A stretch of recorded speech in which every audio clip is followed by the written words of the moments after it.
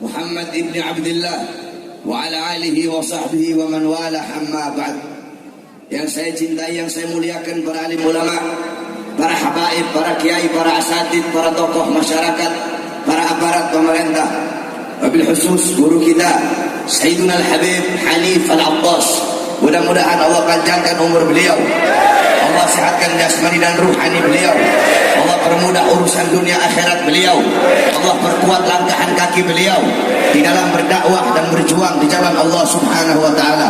Amin ya rabbal alamin.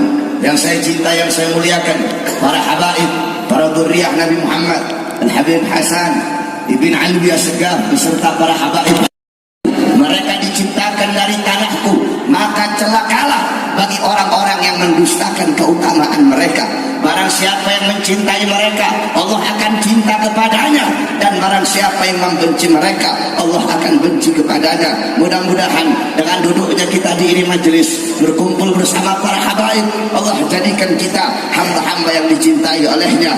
Amin amin ya rabbal alamin. Yang saya cinta, yang saya muliakan, guru kita Kiai Haji Abdul Qahar beserta seluruh para kiai, para alim ulama. Mudah-mudahan dengan kehadiran beliau-beliau, para pewaris keilmuan Nabi Muhammad, para penyambung lidah Nabi Muhammad, Allah jadikan kita hamba-hamba yang taat, hamba-hamba yang patuh kepada Allah, dan Allah Subhanahu wa taala berikan kita manfaat dari ilmu-ilmu beliau.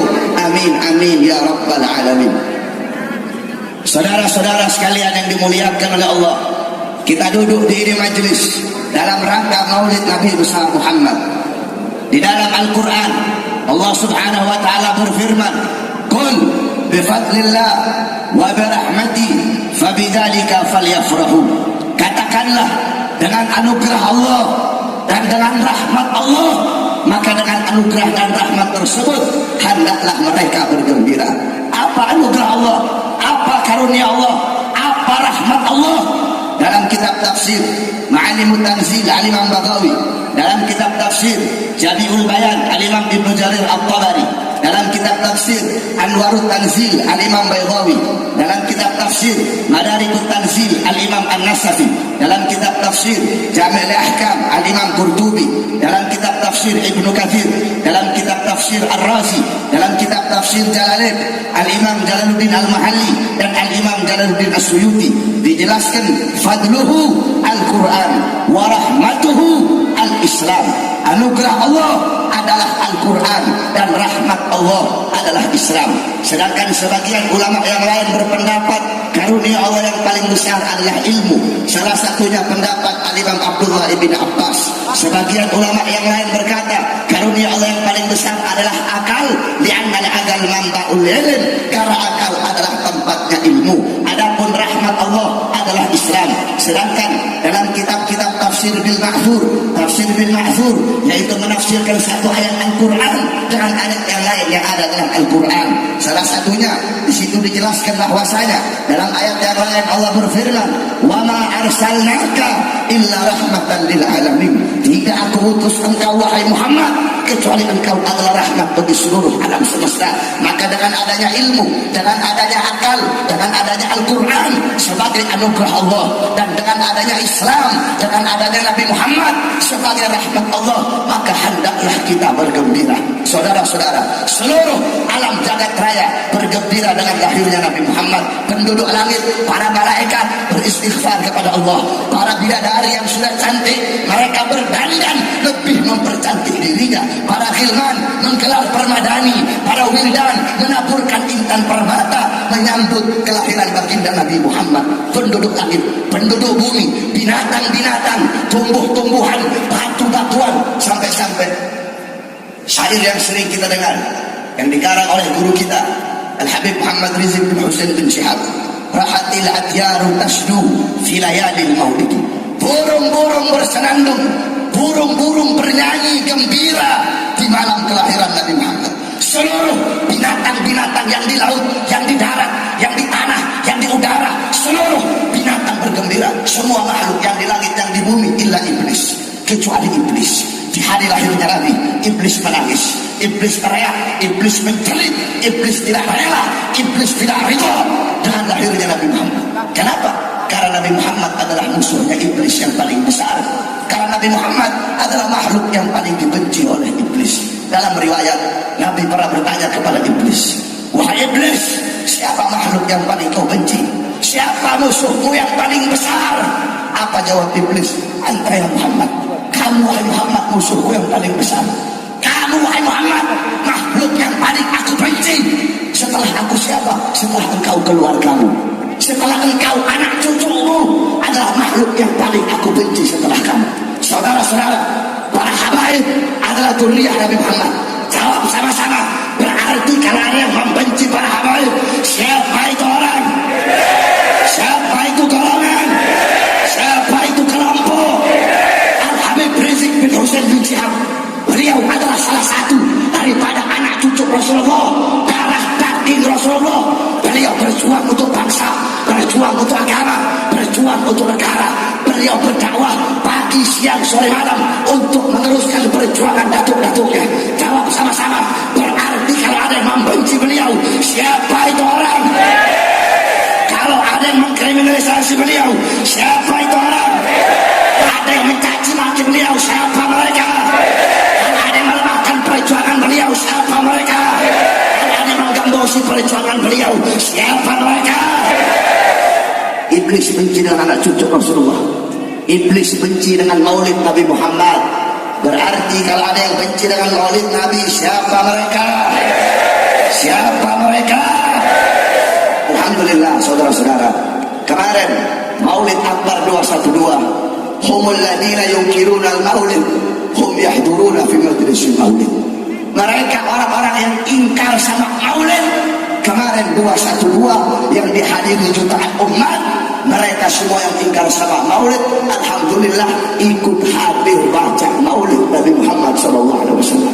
Saudara-saudara, tidak ada satupun sosok baik dari kalangan NU, baik dari kalangan Muhammadiyah yang bisa mempersaudarakan umat, yang bisa menyatukan umat, yang bisa mengumpulkan umat. Hakikatnya Allah yang mengumpulkan, tapi melalui sosok siapa? Tidak ada satupun sosok kecuali sosok Al-Habib Rizik bin Husain bin Syihab.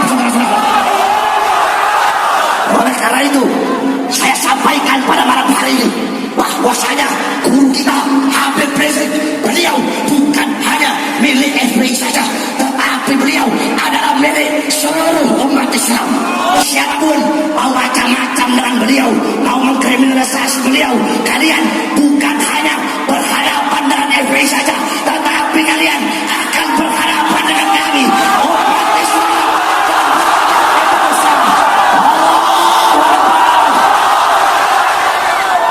Bahkan saudara-saudara, demi Allah, kalau memang kalian ingin memenjarakan seorang habaib, jangan beliau. Umat Islam butuh kepada beliau. Kami para habib muda di seluruh Indonesia, kami siap menggantikan beliau dalam penjara, saudara-saudara. Allahu Akbar, Allahu Akbar. Itu yang pertama. Yang kedua yang ingin saya sampaikan, beberapa minggu yang lalu Mahkamah Konstitusi yang dipimpin oleh beberapa orang hakim, mereka mensahkan LGBT. Apa itu LGBT? L, lesbi, perempuan main dengan perempuan, perempuan suka dengan perempuan, perempuan kawin dengan perempuan, atau dalam bahasa fikih sihab, main paha. Yang kedua gay, laki suka dengan laki, laki kawin dengan laki, dalam bahasa fikih liwat atau sodomi. Yang ketiga biseksual, bisa main sama laki, bisa main sama perempuan. Yang keempat transgender, laki jadi perempuan, perempuan jadi laki. Saya tanya, kacau tidak? Jawab yang keras, kacau tidak? Kacau tidak? Mereka yang mensahkan punya otak apa tidak? Punya akal apa tidak? Goblok apa bukan? Goblok apa bukan? Yadap apa bukan? Bajingan apa bukan? Lawan atau biarkan? Lawan atau biarkan? Saudara-saudara, semuanya Allah ciptakan berpasang-pasangan, betul? Ada laki-laki ada laki-laki ada perang. Kadang-kadang ada khunsa. Apa itu khunsa? Khunsa itu bukan banci, bukan. Khunsa itu bahasa fikihnya orang yang lahir punya dua kelamin atau lahir gak punya kelamin, itu khunsa. Khunsa itu ada dua, ada khunsa muskil, ada khunsa ghairu muskil. Ada yang sulit ditetapkan, dihukumi dia laki atau perempuan. Ada yang gampang ditetapkan dia laki atau perempuan. Intinya semua Allah ciptakan berpasang-pasangan. Ada laki-laki, ada perempuan, ada siang, ada malam, ada siang, ada malam, ada matahari, ada bu, ada langit, ada bu, ada lautan, ada darah. Semuanya. Yang pertama kali diciptakan oleh Allah Nabi Adam. Setelah Allah ciptakan Nabi Adam, Allah ambil dari tulang rusuk sebelah kirinya. Kemudian Allah ciptakan Sayyidatuna Hawa. Dari segala sumber keindahan, sumber kebersihan, sumber kesopanan, sumber kecantikan. Setelah Allah ciptakan Siti Hawa, Nabi Adam melihat, siapa engkau? Dijawab, aku Hawa. Engkau Allah ciptakan untuk siapa? Aku Allah ciptakan untukmu, wahai Adam. Kalau engkau Allah ciptakan untukku, datang sini wahai Hawa. Apa kata Hawa? Engkau yang kesini wahai Adam. Kayaknya dalam adat kebiasaan manusia, kita laki-laki datang kepada perempuan, kita melamar perempuan. Andaikan ketika dipanggil sama Nabi Adam, Hawa datang sini, Siti Hawa datang, bisa-bisa kebalik, perempuan yang melamar kita, perempuan yang datang menikahi kita. Ketika mau disentuh sama Nabi Adam, terdengar suara, wahai Adam, belum sah lagi mau menyentuh Hawa sebelum adanya pernikahan. Allah berfirman dalam hadis qudsi, keagungan adalah kainku, kebesaran adalah selendangku. Aku menyaksikan seluruh makhluk yang menempati langit dan bumiku. Dengan ini aku nikahkan Adam dan Hawa dengan mas kawin bersalawat kepada kekasihku Muhammad sallallahu alaihi wasallam. Jadi Nabi Allah Adam pasangannya siapa? Allah ciptakan Adam dan Hawa, bukan Adam dan Agung, bukan. Bukan Adam dan Asep, bukan. Adam dan Hawa Allah ciptakan untuk bukan Hawa dan Hindun, bukan. Hasan Segap sama Bahri bin Smith gak boleh kawin.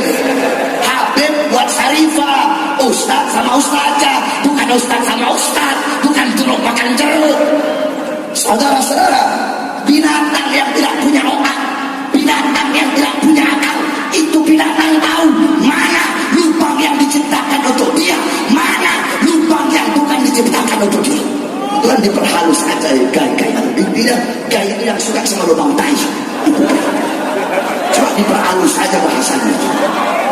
Saya tanya anjing laki, kalau ketemu anjing laki, kawin atau berantem? Kawin atau berantem?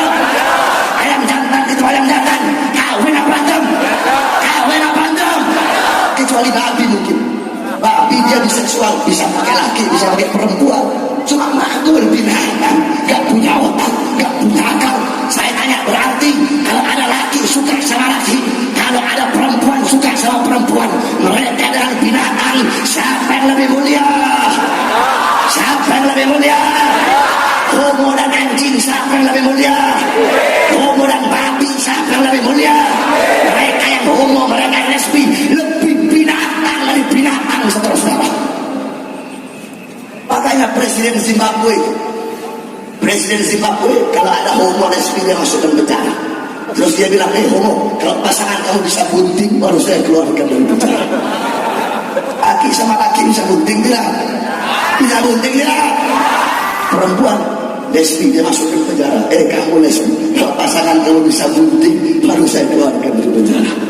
Perempuan sama perempuan bisa bunting tidak? Ini Indonesia, mayoritas muslim terbesar, kok bisa mereka melegalkan dan mensahkan LGBT? Kamu tahu dalam kitab Rawdatul Talibin, Al-Imam An-Nawawi, qal mu'allif ilajul farji fil farji wa yadkhulu fi al-liwat min al-fawahish al-kaba'ir. Apa kata beliau? Kata Imam Nawawi, masuknya kemaluan perempuan kepada kemaluan perempuan atau lesbi, begitu juga liwat, begitu juga sodomi, itu adalah perbuatan keji, perbuatan buruk yang sangat-sangat besar, saudara-saudara. Makanya gak heran apa kata kata Rasulullah? La'anallah man amila amala qaumi Lut. Thalatha. Apa kata Rasulullah? Allah melaknat orang-orang yang berbuat sebagaimana perbuatan kaum Nabi Lut. 3 kali kata Rasulullah. Lebih tegas lagi Rasulullah tegaskan. Apa kata Rasul dalam hadis yang lain? Man wajadtumuhu ya'malu amala qaumi Lut faqtulu al-fa'ila wal maf'ula bih. Apa kata Rasulullah? Barang siapa yang menemukan orang yang homo, barang siapa yang menemukan orang yang berbuat perbuatan kaum Nabi Lut, barang siapa yang menemukan menjumpai orang yang lagi sodomi, apa kata Rasulullah? Bunuh fa'il dan maf'ul bihnya, bunuh pelaku dan yang dikenai pekerjaannya. Yakni kalau ketemu bunuh yang nyodok, bunuh juga yang disodok. Saya tanya, Rasulullah tegas tidak? Rasulullah tegas tidak? Apakah Rasulullah membiarkan homo? Apakah Rasulullah membiarkan lesbi? Ada lagi yang lebih tegas pendapat Sayyidina Ali bin Abi Thalib. Di zaman Sayyidina Abu Bakar As-Siddiq, beliau mengutus Khalid bin Walid pergi ke Jazirah Arab untuk memerangi Nabi palsu. Tiba-tiba Khalid bin Walid menemukan ada pasangan homo, laki kawin sama laki. Beliau tulis surat kepada Sayyidina Abu Bakar As-Siddiq. Fa'istashara Abu Bakar wal ashab. Sayyidina Abu Bakar kemudian bermusyawarah bersama para sahabat. Fa'asyadduhum qaulan Ali bin Abi Thalib. Yang paling tegas, yang paling keras pendapatnya adalah pendapat Sayyidina Ali bin Abi Thalib. Apa kata Sayyidina Ali? Tidak ada satupun umat yang pernah berbuat seperti ini kecuali satu umat, yaitu umat Nabi Allah Lut. Faqad alimtum ma fa'alallahu biha. Kalian semua tahu apa yang Allah perbuat bagi mereka. Azab dan siksa apa yang Allah timpakan bagi mereka. Kaum Nabi Lut, bumi dibalik oleh Allah. Allah turunkan dari langit hujan batu api semua. Fa'arah, kata beliau, menurut pandangan saya, kata sekali, menurut pandangan saya, bakar mereka dengan api sebagaimana Allah membakar kaum Nabi Lut dengan api nerakanya Allah Subhanahu wa taala. Saya tanya Sayyidina Ali, tegas tidak? Tegas tidak? Keras tidak? Apakah beliau ridha dengan homo? Apakah beliau biarkan lesbi? Mereka ngomong, saya yang homo, saya yang lesbi, saya yang melacur, saya. Kamu jangan jadi Tuhan bagi saya. Yang homo kamu, yang masuk lubang tai kamu, yang zina kamu, yang melacur kamu.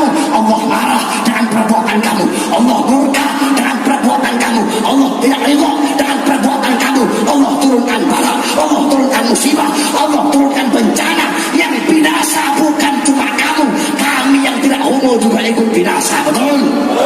Saya tanya, kita yang gak homo kalau Allah turunkan bala, kenapa tidak? Kita yang gak lesbi, kenapa tidak? Anak kecil tidak berdosa, kenapa tidak? Orang tua yang lemah tak berdaya, kenapa tidak? Laki-laki yang soleh, kenapa tidak? Para ulama, kenapa tidak?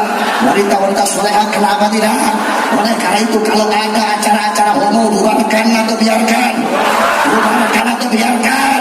Bubarkan atau biarkan? Siap perangi homo, siap perangi lesbi, siap perangi pelindung-pelindung homo, siap perangi pelindung-pelindung lesbi. Allahu Akbar, Allahu Akbar, Allahu Akbar. Mereka kacau, mereka takut, mereka gelisah melihat persaudaraan umat. Mereka takut, mereka gelisah melihat persatuan umat. Umat tidak bisa dibodoh-bodohi lagi. Umat tahu mana ulama yang imanuhum fi qulubihim, mana ulama yang imanuhum fi anfusihim. Saudara-saudara, mereka galau, mereka mulai gelisah, mereka mulai takut. Habib Rizik dikriminalisasi, Alfian Tanjung dibui, Ustadz Somad dideportasi. Apapun perkara akan mereka lakukan untuk menggembosi perjuangan umat. Mereka takut umat taat kepada Tuhan Habib Rizik. Mereka takut melihat umat bersaudara. Mereka takut melihat persatuan umat, saudara-saudara. Ustadz Somad diusir di Bali, diusir di sana, diusir di sini. Kami umat selama ini diam, betul? Kita selama ini diam, betul? Qala Rasul, mathalul mu'min mathalu sabilatit tahab, inna nafahat 'alaiha ahmaran. Perumpamaan orang mukmin bagaikan emas. Emas itu indah, emas itu berkilau, emas itu bercahaya. Tetapi emas yang indah, emas yang berkilau, kalau kamu tiupkan api, itu emas akan memerah. Saudara-saudara, kita umat Islam berakhlak, betul? Betul. Kita umat Islam beradab, betul? Kita agama yang lembut, betul? Kita agama yang damai, betul? Kita rahmat lil alamin, betul? Kami ini rahmat lil alamin, kami lembut, kami damai. Tetapi jangan coba-coba kau usir para ulama kami, jangan coba-coba kau usir ulama kami, jangan coba-coba kau kriminalisasi ulama kami, jangan coba-coba kau hinakan ulama kami. Kami yang lembut, kami yang berakhlak, kami yang beradab. Kalau kalian usir ulama kami, kalian usir ulama kami, kalian jatuhkan harga diri ulama kami, kami umat Islam akan memerah bagaikan emas yang ditiup api. Allahu Akbar, Allahu Akbar, Allahu Akbar. Oleh karena itu saya wasiatkan kepada seluruh anak-anak muda, wahai anak-anak muda, jangan pernah engkau berhenti berjuang, jangan pernah engkau berhenti berjuang. Terus sampaikan kebenaran, sir wala takif, maju terus, jalan terus, jangan pernah engkau mundur, jangan pernah engkau berhenti. Wahai anak-anak muda Islam, DPR bisa mereka beli, betul? Partai bisa mereka beli, betul? Tetapi ada beberapa golongan yang tidak bisa mereka beli. Saudara-saudara, walaupun mereka bisa beri perangkat-perangkat negara, tetapi kami, para santri-santri, kami, para pemuda-pemuda Islam Indonesia, dan beliau-beliau, para habaib dan para kiai istiqomah, tidak akan pernah bisa dibeli sampai hari kiamat. Saudara-saudara, yang akan kami sampaikan, yang batil akan kami sampaikan batil. Saudara-saudara, oleh karena itu jangan pernah kalian takut. Di belakang kalian ada para habaib, ada para kiai. Di belakang para habaib ada datuk-datuk beliau yang selalu menyokong, membantu perjuangan beliau. Sir wala takif, maju terus, jalan terus, jangan berhenti, jangan mundur. Saudara-saudara, berhenti kita mati, mundur kita hancur. Terus bagaimana? Mundur kita hancur, berhenti kita mati. Maka berjuang terus, jangan berhenti sampai mati, jangan mundur sampai hancur. Allahu Akbar. Siap bersatu, siap berjuang, siap hancur demi Islam, siap binasa demi Indonesia. Allahu Akbar, Allahu Akbar, Allahu Akbar. Yang terakhir, semuanya ikuti kata-kata saya. Bismillahirrahmanirrahim. Yang keras, Bismillahirrahmanirrahim. Wahai saudara-saudara kami, umat Islam Palestina, kami bangsa Indonesia, kami rakyat Indonesia, kami pemuda-pemudi Indonesia,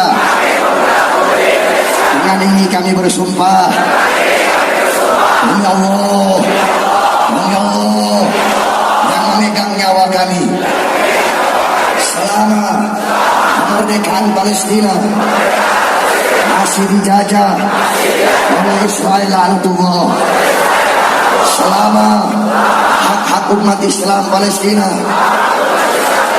masih direbut oleh Israel laknatullah, selama azan belum berkumandang di Masjid Al-Aqsa, selama sujud masih dilarang di Masjid Al-Aqsa, maka selama itu juga kami bangsa Indonesia, kami rakyat Indonesia, kami pemuda-pemudi Indonesia akan tegak berdiri menantang, melawan, berjuang bersama Palestina, melawan Israel laknatullah. Bapak kami, bapak kami, ibu kami, anak kami, istri kami, rumah kami, harta kami, nyawa kami, jiwa kami, darah kami, hidup kami, hati kami menjadi tebusan, menjadi tebusan untuk melawan Israel sampai rakyat Palestina